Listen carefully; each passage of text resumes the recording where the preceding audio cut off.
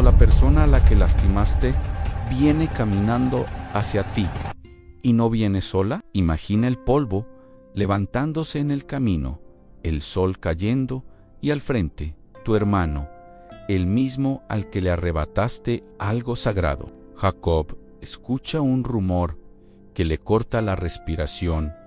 Esaú se acerca con un grupo grande de hombres. ¿No es una visita amable?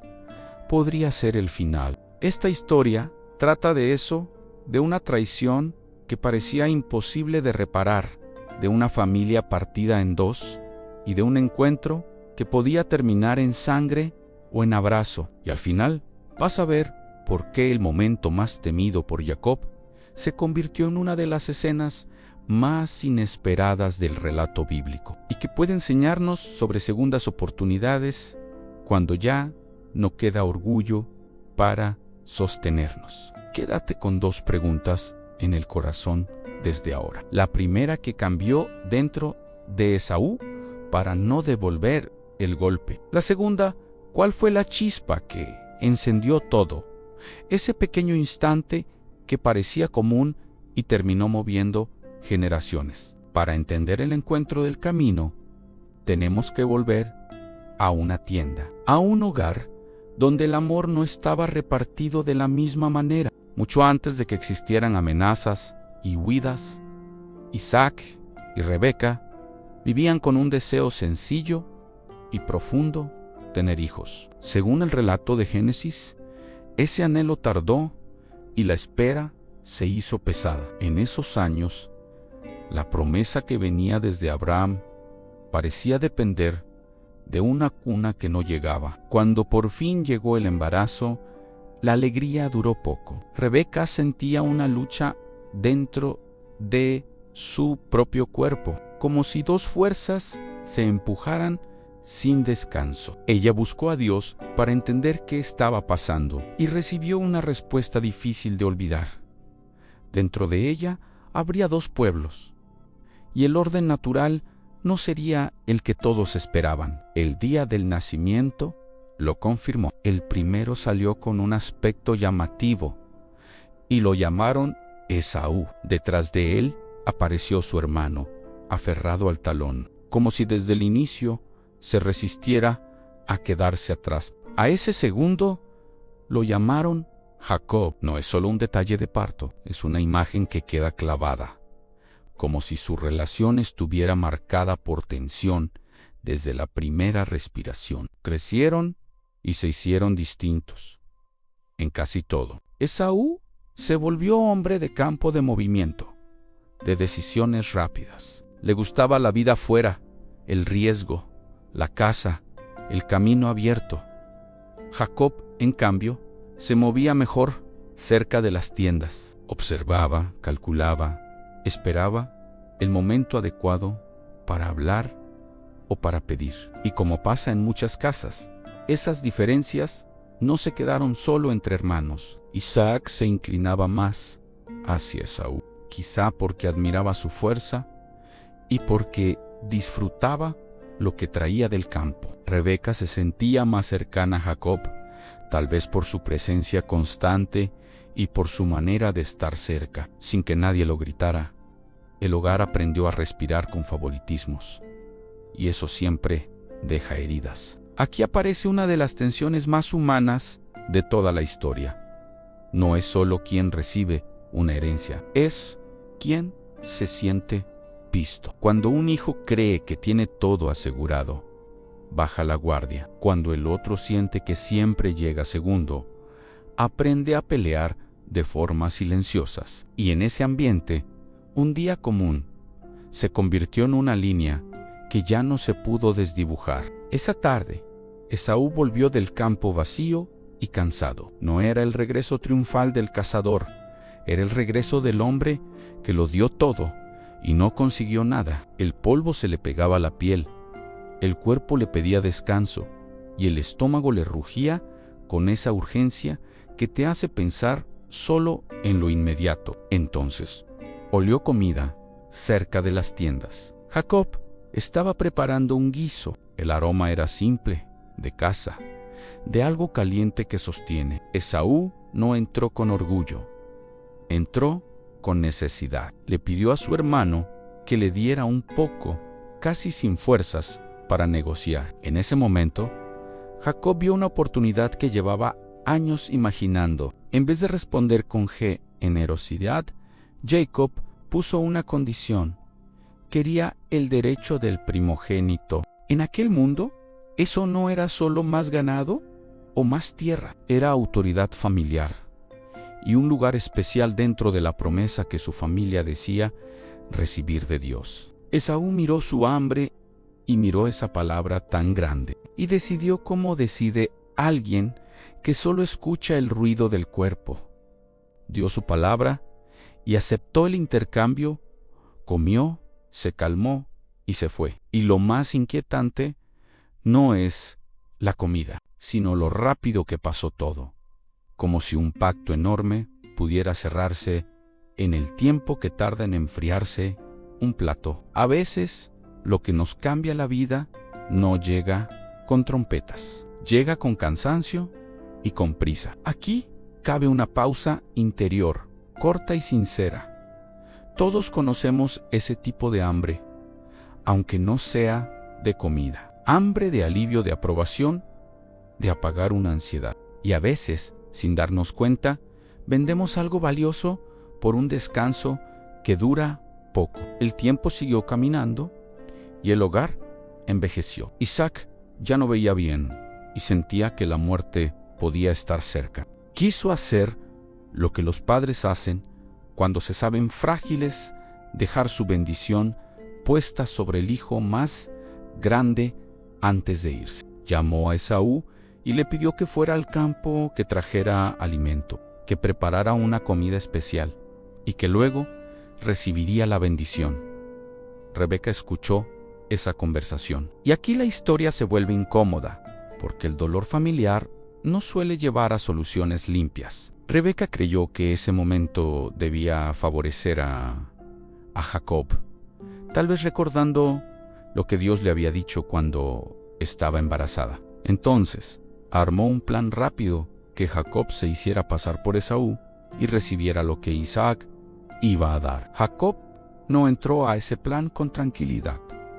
Tenía miedo de ser descubierto. Sabía que su padre podía notar la voz, la piel, el olor, pero también sabía que la bendición era una puerta que quizá no se volvería a abrir. Prepararon comida con lo que tenían en casa y Jacob se cubrió para parecerse a su hermano. Cuando Jacob entró, Isaac sospechó. Preguntó, dudó, volvió a preguntar. Pero el engaño avanzó y al final Isaac pronunció palabras que no se podían retirar con un simple perdón. Esa bendición incluía liderazgo y futuro. Y Jacob salió de la tienda con algo que no había ganado de frente. El problema es que la puerta no se cerró detrás de él. Se quedó entreabierta para el desastre. Poco después, Esaú regresó con su comida. Entró confiado, listo para recibir lo que siempre pensó que era suyo, y entonces Isaac entendió que había sido burlado. El relato dice que el padre tembló, como tiembla alguien cuando descubre que su familia ya no es segura. Esaú pidió su bendición y se encontró con un vacío. No era solo frustración, era un dolor que se le subió a la garganta. Su súplica fue la de un hijo que, por primera vez, siente que perdió algo que no sabía cuidar. Aunque Isaac le habló y le dio palabras para su vida, Esaú ya no escuchaba con calma. Su corazón se llenó de fuego. En ese punto, la historia muestra lo que hace la herida cuando no tiene salida. Esaú empezó a pensar en venganza. No un enojo pasajero, sino una decisión fría. Cuando su padre ya no estuviera, Jacob pagaría. Y si te parece extremo, recuerda que hay familias donde una traición se convierte en una sentencia y el silencio se vuelve una amenaza constante. Rebeca se enteró y actuó. Mandó a Jacob lejos, hacia la casa de su hermano en otra tierra, con la excusa de buscar esposa y con el objetivo de salvarle la vida. Jacob se fue cargando la bendición en las manos, pero también la culpa en el pecho. A veces uno consigue lo que quiere y al mismo tiempo se queda sin hogar. Si alguna vez viviste una pelea que te obligó a salir de un lugar que amabas, esta parte duele distinto. Hay decisiones que nos dan ventaja, pero nos roban paz. Es ahí donde uno entiende que el precio de una victoria puede ser dormir con miedo. Mientras Jacob se perdía en el camino, Esaú sí quedó. El relato cuenta que tomó esposas de los pueblos de la región, decisiones que entristecieron a sus padres. Más tarde, parece que intentó acercarse a su familia tomando una esposa de la línea de Ismael. No se ve a un monstruo sin corazón. Se ve a un hombre torpe, herido, buscando su lugar de una manera que no siempre sale bien. Con el tiempo, Esaú se hizo cabeza de un gran grupo familiar. Génesis lo asocia con el nombre de Edom y ubica a sus descendientes en la zona montañosa de Seir. Es decir, aunque no cargó la bendición que Jacob recibió, igual construyó un camino propio. Hay pérdidas que te quitan una parte del sueño, pero no te quitan la capacidad de levantar una vida. Y mientras tanto, Jacob también cambió. El que engañó en casa no se fue a una vida fácil. En la historia bíblica, Jacob conoce el trabajo duro y también el sabor de ser engañado por otros. Aprende que la astucia no te libra del dolor y que el futuro no se controla como se controla un trato hecho a escondidas. Años después, Jacob decide volver. No regresa solo, trae familia, bienes, rebaños, pero lo que realmente trae es una cuenta pendiente. Envía mensajeros y recibe una respuesta que lo deja helado. Esaú viene a su encuentro, no viene con 2 amigos, viene con mucho. En la mente de Jacob, eso solo puede significar una cosa: el miedo le mueve las manos, divide a los suyos, prepara regalos para apaciguar el enojo y ora. No es una oración de alguien perfecto, es la oración de alguien acorralado. Le recuerda a Dios las promesas, le confiesa su temor y pide ser librado. En ese punto, Jacob ya no negocia con palabras bonitas. Suplican esa noche. El relato dice que Jacob se quedó solo. Y ahí sucede algo misterioso. Lucha con un hombre hasta el amanecer.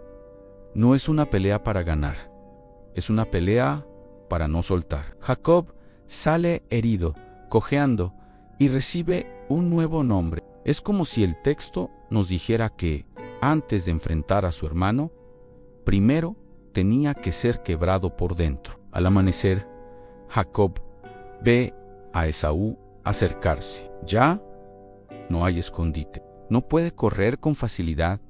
Su cuerpo se lo recuerda, se adelanta y se inclina una y otra vez, como quien baja el orgullo a la tierra. Sus hijos y sus esposas miran desde atrás. Todo queda en silencio, salvo los pasos que se acortan. Y entonces sucede lo impensado.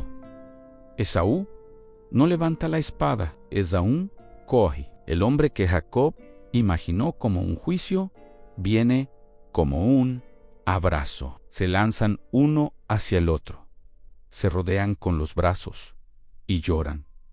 No es una escena limpia, es una escena real, de respiración fuerte, de años acumulados saliendo en un instante. Si este giro te está hablando, deja tu like y suscríbete para más historias bíblicas contadas con calma y profundidad. Dime en los comentarios qué es más difícil para ti, pedir perdón o soltar la venganza. Después del abrazo, las palabras vuelven despacio. Esaú pregunta por la familia de Jacob, por los niños, por todo lo que no vio crecer. Jacob ofrece regalos. Esaú, al principio, no los necesita, porque dice que ya tiene lo suyo, pero Jacob insiste. Quizá porque no busca pagar una deuda, sino sellar la paz con algo concreto. Esaú incluso ofrece acompañarlo. Como protección en el camino, Jacob se muestra cuidadoso y prefiere avanzar a su ritmo con su gente. No terminan viviendo juntos, se separan hacia rutas distintas. Y eso también es parte de la restauración. No siempre se regresa a lo que era antes, pero sí se puede dejar de vivir en guerra. Ahora vuelve la primera pregunta que cambió dentro de Esaú. La Biblia no nos da un discurso largo de su corazón, y tal vez por eso el momento sorprende más. ¿Se entiende? Al menos que el tiempo hizo su trabajo. Esaú ya tenía familia, liderazgo, territorio. La herida seguía, pero ya no gobernaba cada decisión. También puede leerse que Esaú descubrió algo que no se aprende en un día.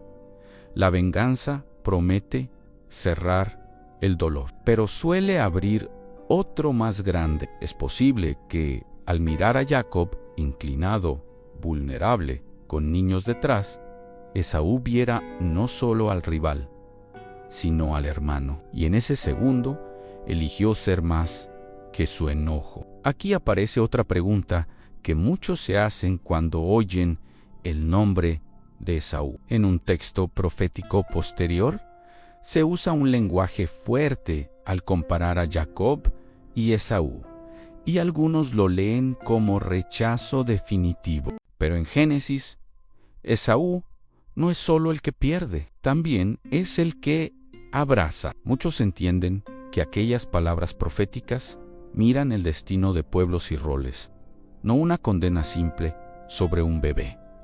Y entonces queda la otra chispa, la del inicio. Ese guiso caliente no fue la causa única, pero sí mostró algo. Esaú trató lo sagrado como si fuera negociable en un día de hambre. Jacob trató a su hermano como un escalón. Los dos sembraron y más tarde cosecharon. La historia no absuelve a ninguno, y tal vez por eso se parece tanto a nuestras familias. Hay un momento devocional breve que conviene guardar aquí. Dios no escondió los errores de esta casa, los dejó escritos para que entendamos que la fe no siempre nace en hogares ordenados, y que aún así Dios puede guiar, corregir y abrir caminos donde solo veíamos ruinas. Si lo llevamos a hoy, es fácil entender a Jacob en el camino, temblando antes del encuentro. Todos tenemos una persona, un tema, una conversación que evitamos